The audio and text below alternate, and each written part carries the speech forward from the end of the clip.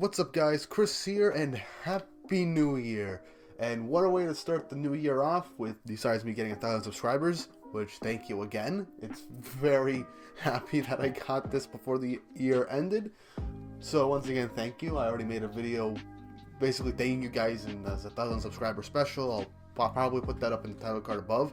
But today, starting off 2022, the first real week of 2022, is chapter 45 of the Four Knights of the Apocalypse. We're back to weekly manga reviews as it was on break due to Christmas and New Year's. So now we're getting back into Four Knights of the Apocalypse proper. So hopefully we can end up doing these weekly manga reviews the same as always, as I honestly really hope to continue growing this channel and make more videos on Four Knights of the Apocalypse besides the chapter reviews as more chapters come out. As January, I believe January 27th or 29th, like the very tail end of January, is going to be the 1-year anniversary of the Four Knights of the Apocalypse, as well as a full year since I have been covering this series from beginning to the current chapter. Which is kind of hard to believe that I've been following a series from the very start and doing weekly content on it, save for times where I took breaks, but yeah, it's honestly kind of crazy. With all that out of the way, don't forget to like and subscribe and hit the notification bell for updates on future videos. It really does help. Follow me on Instagram and Twitter at The Greek Weeb. Down in the description below are the links. And don't forget to check out my Patreon and Coffee accounts if you want to support the channel more directly. Let's make it to my goal of 5,000 subscribers for the year. I'm probably not going to mention it too much during future videos. Just wanted to state that out there. Now, without further ado, let's get into chapter 45, the Chivalric Code. Now, in the very last chapter, we basically had the main group trying to run away from the rest of the knights and regroup, with Percival using his magical power to get everyone as far away from them as possible, but due to them having a flying horse, they were able to catch up fairly quickly, and Percival ended up basically using up all of his magical power right then and there. So he's pretty exhausted, and he's standing up against two members of the Dark Talismans that we are about to face, which is where this chapter picks up. The group is standing off against two of the Dark Talismans, with Percival introducing himself as Percival of the Four Knights of the Apocalypse, and is basically asking if they're just after him, and if so, just to let everyone else go, much to everyone else's kind of shock and disbelief to an extent, I have to say. That Percival will say this despite what they've basically been through. But I like how the knights respond to this. They are sorry, but they're going to be going after their friends' heads as well. But as Percival is getting really serious, you can tell he's kind of forcing himself up as he used up a crap ton of his energy, not just in the fight prior, but by trying to get all of his friends away from the Dark Talismans. On pushes them aside and just states that Percival didn't drag them into this whole mess. They decided to travel with him because they wanted to. On then asks if they follow knight's etiquette, because a polite knight would state their names, and the female knight of the Dark Talisman basically trying to scoff at it, as Sin basically just calls them by their names and titles, Burgi the Bewitcher and Doranak the Invincible, both members of the Dark Talismans, and is telling the kids to watch out, because they're not going to be like Elgin, the guy that they fought previously. He's not going to be all careless and casual with them for the entire time. And I like how they're wondering how Sin knows their names, and that only a select few in Camelot would even be aware of their execution squad, meaning that it's very possible that Sin had infiltrated Camelot himself, or perhaps there is a mole in Camelot that gave Sin this information, or something to that degree. Because Sin knows a lot that no one else knows, and stuff that he shouldn't know. And Suzuki just keeps teasing us with who Sin really is, and I really want the answers. But anyway, An declares that they're worthy foes, and that they'll begin calling herself a holy knight sooner or later, and challenges them to battle, telling Percival and Nazians to rest up, as Percival wants to fight. Donnie says leave it to An, but An just stares at him saying like, Donnie, you're coming with me. And I like how they're arguing as they're going towards the knights. And honestly, I like that even though they're in a life or death situation, they can banter like this. Really reminds me of how the Sins would act in certain situations from the previous series. So it just really shows how much camaraderie and trust they have in each other. They can just act like this in front of enemies that could kill them at any moment. But yeah, both sides begin to walk towards each other and prepare to battle, saying that they'll deal with them either way. And Donnie's asking who he's going to fight, because he's probably wanting to go against the woman because he doesn't want to fight against the giant man. The funny thing is, before I continue, I can't find this comment, but someone in my previous video review on chapter 44 stated that this guy might be a giant or a human giant hybrid or something like that. It's very possible, primarily because what this guy has around his arms and legs looks similar to the designs of Diane's gauntlets when she was first introduced in the story. Not to mention, he's barefoot, and a lot of giants do indeed like to fight barefoot. Now, he's not an actual, like, fully fledged giant, so with the size he's at right now, it's probably possible he might be half human, which would be a technicality for Arthur's group, but then again, he could just be one Goliath of a man. I mean, Griamore is pretty huge for a regular human being, remember? It's probably mostly muscle. I don't know, I just felt like I should bring this in because I feel like someone else is going to mention it in the comments also, and I just wanted to bring up this slight possibility.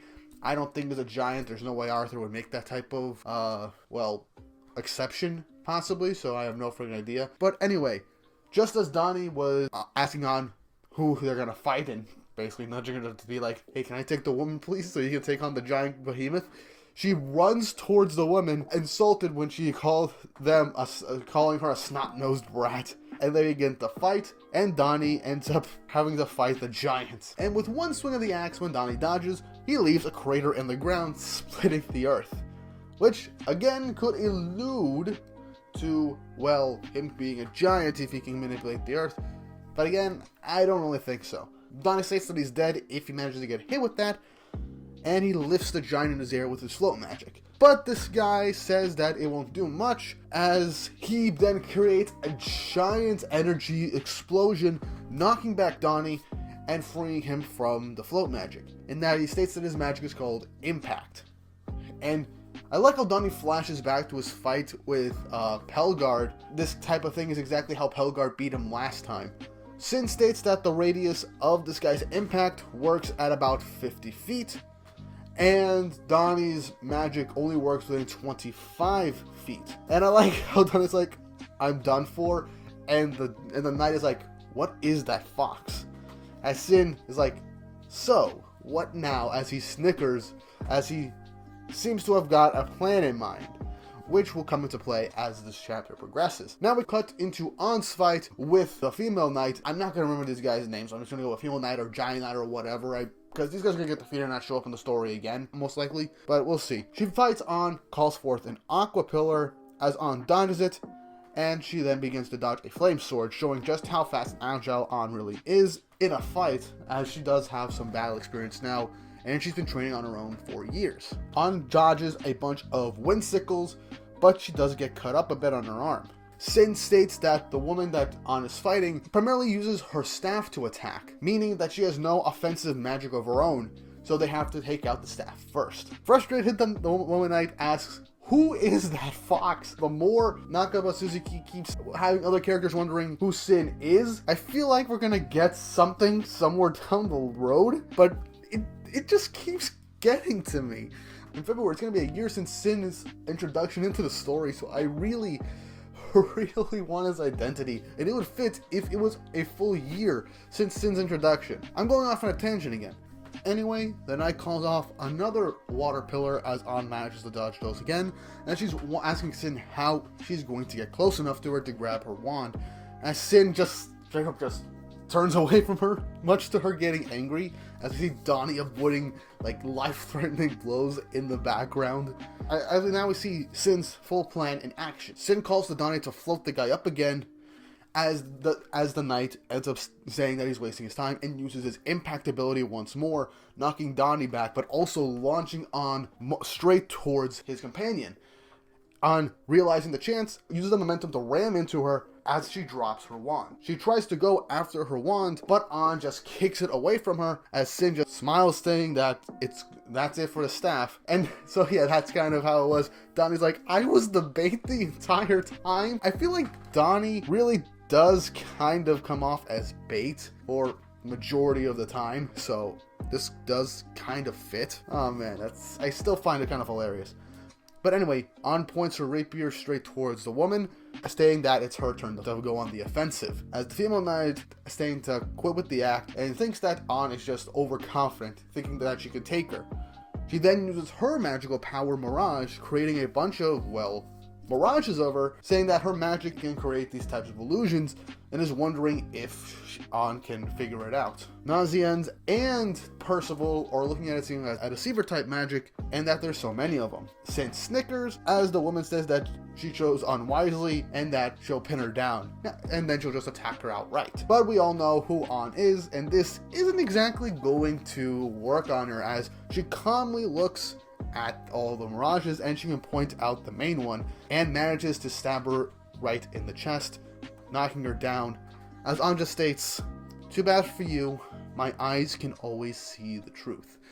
Meaning that An is completely immune to any type of magic that just straight up is an illusion or deceives people. And that's honestly a great matchup for An, as she just straight up one-shotted her opponent with one precise hit to the chest. Now, I don't think she's dead, but judging by how precise An's movements can be, she does kind of know where to hit someone to knock them out. So that's it. An won her fight, as far as we know. I do think that this fight was well deserved of An, as since this magical knight managed to only really do any damage to her because of her magic staff and her not having any real offensive abilities whatsoever, it makes sense for An to take her out with no real trouble. So with the female member of the Dark Talismans done, it's Donnie's fight right now, meaning that An can join up with him and they can figure out a way to take out this behemoth. But yeah, that was chapter 45 of the Four Knights of the Apocalypse. I gotta say, this was what worked the setup from last chapter. 2-week wait, I didn't really mind it all too much. And I gotta say, this series continues to impress me. It really does feel like a true fantasy adventure series, and I like how Nakaba Suzuki really is trying to make this feel like its own thing, despite it coming off the heels of the Seven Deadly Sins and, you know, bringing in some stuff and characters from the previous series, but also not being too heavily reliant on it, which is a very good strength and something to attest with how good its sales numbers are being right now. But yeah, what did you guys think of this chapter? Do you think that An completely knocked out this knight? I honestly hope she did, because we can't drag this out too much, as we need An to team up with Donnie to take out the giants, as Donnie doesn't have too much offensive capabilities himself at the moment. All he can really do is just float the guy right now, and you can't really get an opening on him, as literally Donnie has half of the attack radius for his magic that the big guy has.